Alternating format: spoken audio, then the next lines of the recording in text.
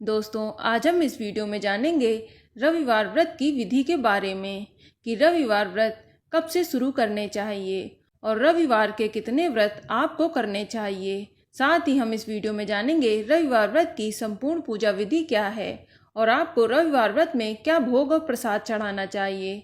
साथ ही हम जानेंगे कि इस दिन आपको क्या खाना चाहिए और क्या नहीं खाना चाहिए और इस दिन आपको क्या काम करने हैं और क्या नहीं करने हैं। इन सभी जानकारी के लिए अंत तक इस वीडियो के साथ बने रहें।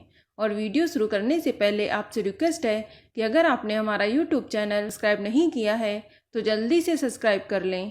तो आइए शुरू करते हैं। दोस्तों, रविवार का दिन भगवान सूर्य देव को समर्पित है। सूर्य देवता हमारे प्रत्यक्ष देवता हैं जिनके हम रोज दर्शन करते हैं। इनकी पूजा अर्चना से जीवन में सुख समृद्धि, धन संपत्ति और शत्रुओं से सुरक्षा होती है।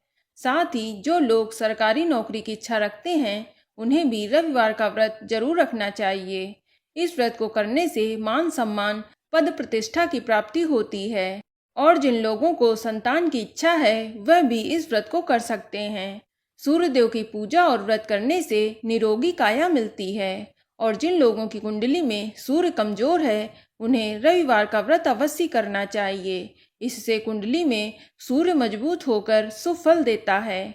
सूर्य देव को 9 ग्रहों का राजा कहा जाता है। इनकी पूजा और उपासना से समस्त ग्रहों की शांति हो जाती है। तो चलिए अब बात करते हैं कि रविवार का व्रत आप कब से शुरू कर सकते हैं। तो आपको बता दें कि अगर आप रविवार का व्रत करना चाहते हैं तो किसी भी महीने के शुक्ल पक्ष के रविवार से आप यह व्रत स्टार्ट कर सकते हैं। आपको बता दें कि भाद्रपद माह के शुक्ल पक्ष के रविवार को महारविवार या बड़के रविवार के नाम से जाना जाता है।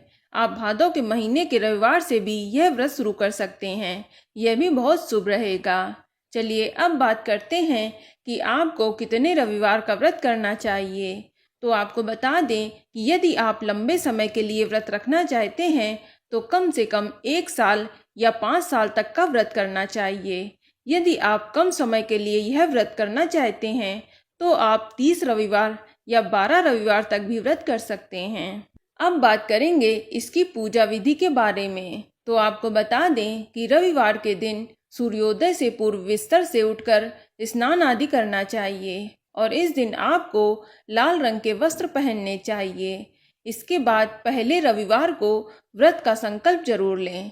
इसके लिए अपने दाहिने हाथ में थोड़ा सा जल, अक्षत और लाल पुष्प लें और जितने भी रविवार का व्रत आप कर रहे हैं उसकी संख्या बोलकर अपना नाम लेते हुए कि मैं आज से इतने रविवार का व्रत का संकल्प करता हूँ या करती हूँ। भगवान आप इसे निर्विघ्न पूरा करें। और यदि आप किसी खास मनोकामना के लिए यह व्रत कर रहे हैं तो वह भी संकल्प के समय जरूर कहें और हाथ में जो आपने जल, फूल और अक्षत लिया है उसे जमीन पर छोड़ दें। अब आपके पास घर में सूर्य देव की मूर्ति या फोटो है तो उसकी विधिवत पूजा अर्चना करें। इस दिन आप पूजा के लिए लाल आसन का इस्तेमाल करें।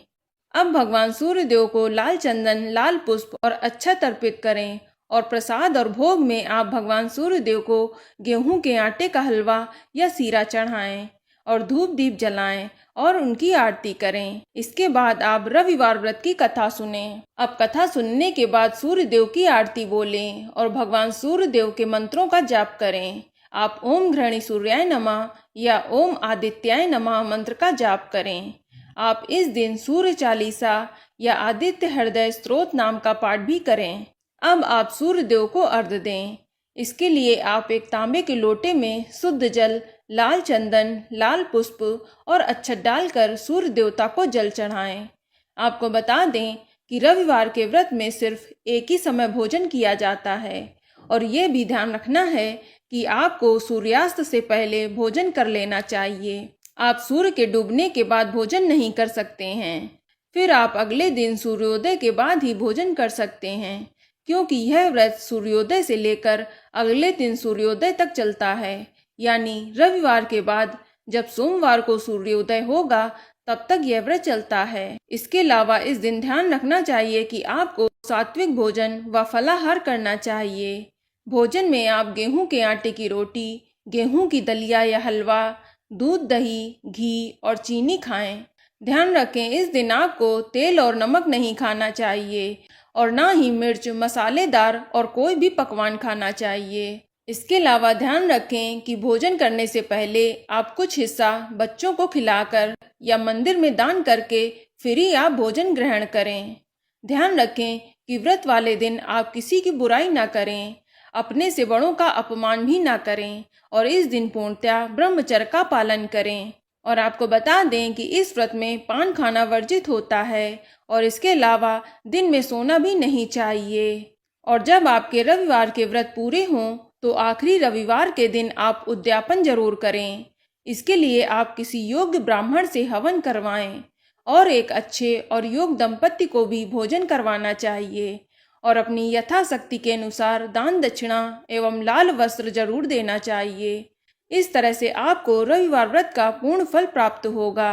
तो दोस्तों, यह जानकारी आपको अच्छी लगी तो कमेंट में जय माता दी जरूर लिखें और अगर आपका कोई सवाल हो तो उसे कमेंट बॉक्स में अवश्य पूछ लें और इस वीडियो को लाइक करें, शेयर करें और साथ ही साथ चैनल को सब्सक्राइब करें। धन्यवाद।